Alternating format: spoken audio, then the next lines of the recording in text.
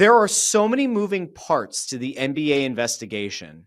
Or it's not even the NBA's investigation because they don't look great now. Into the investigation around Trailblazers head coach Chauncey Billups, who was a Hall of Famer, a multi-time NBA champion, an NBA champion with the Pistons.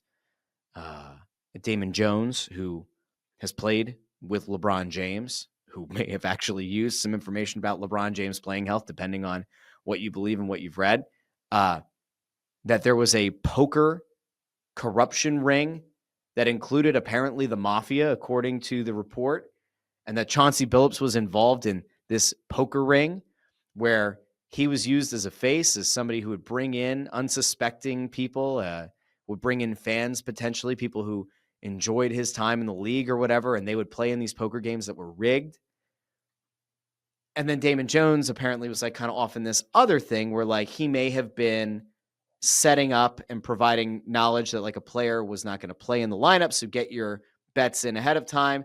Maybe Damon Jones was saying, hey, I'm actually not going to play. I'm going to come out of this game early. So bet the under.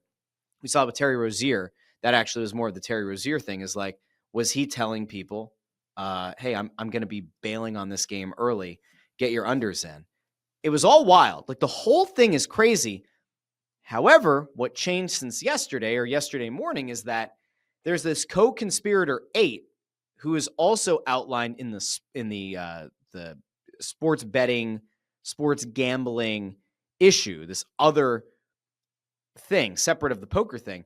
And the person who is described as co-conspirator 8 sounds oddly familiar to Chauncey Billups' profile, which could then lead you into a very, very dark Pete Rose on steroids kind of level blackballing from the sport of basketball. I mean, probably prison time, you would assume. That could Chauncey Billups have been letting people who played in these poker games or let other people know, hey, we're actively going to try to lose this game. This guy's not going to be in the lineup. This guy might say he's out with an injury. There are so many issues across the board that like I can't even begin to give you the full depth that I think would be like responsible. And I fully expect that by Monday, there will be more things that are going to come out.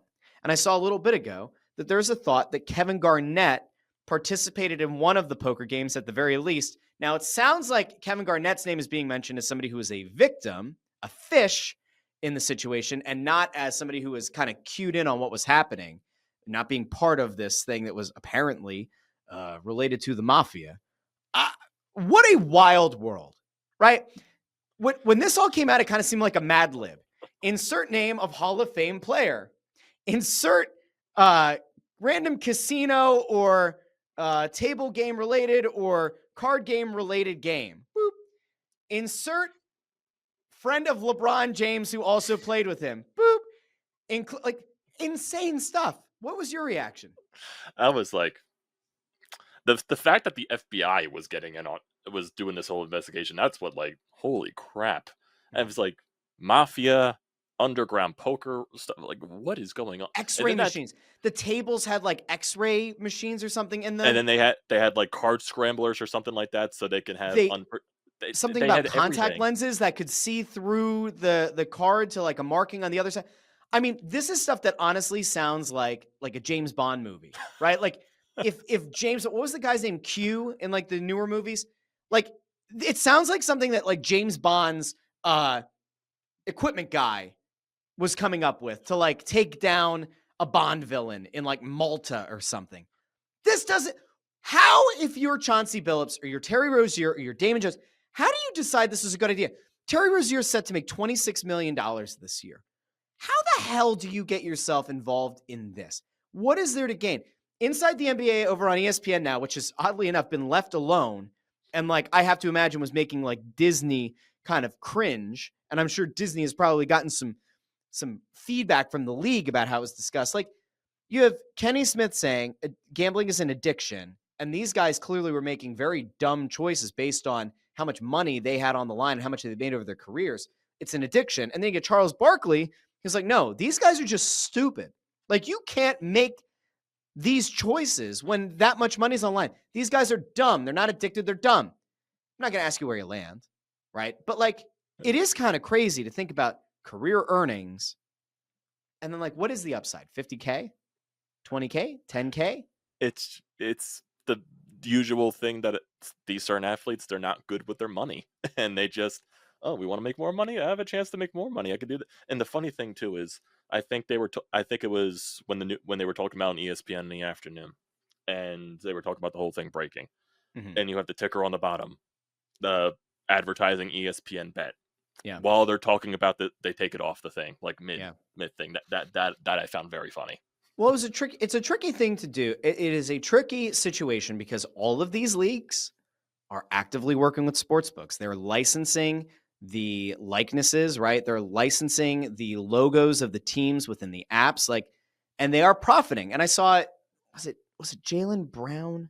There was a player today who had a quote about how, when sports betting is happening, when all this stuff is happening, the league stands to profit. But the implication was that like the players don't actually profit in any of it because they can't bet on the games. Like they aren't allowed to bet and they're not allowed to bet on anything. So they're not getting the profits. They are, because all of the advertising revenue that's coming in from the sports books, that is part of why the cap continues to go up. That's how this money is getting made. Of course there's the TV deals, but the sponsorships and everything, like they are reaping the rewards.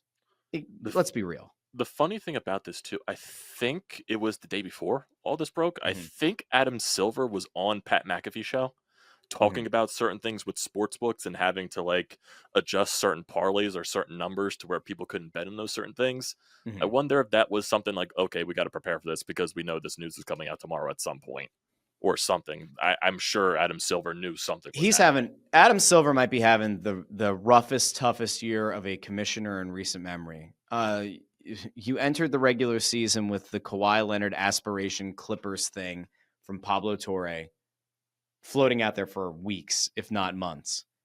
And now you have this thing where like Pablo Torre also reported on this months ago, but like you have this entire like this poker ring, potential sports game fixing that may have included active players like Terry Rozier and may have included, if co-conspirator 8 is Chauncey Billups, an active head coach in the league. This is like at a totally different level. And I don't know how the NBA, like if this is all proven in court and if these guys are actually convicted, right? I don't know how the league gets people to believe in the integrity of the sport again. Like there are people who have believed for a while, all right, yeah, like it would be easy to fix a game. Yeah, you could absolutely fix a game.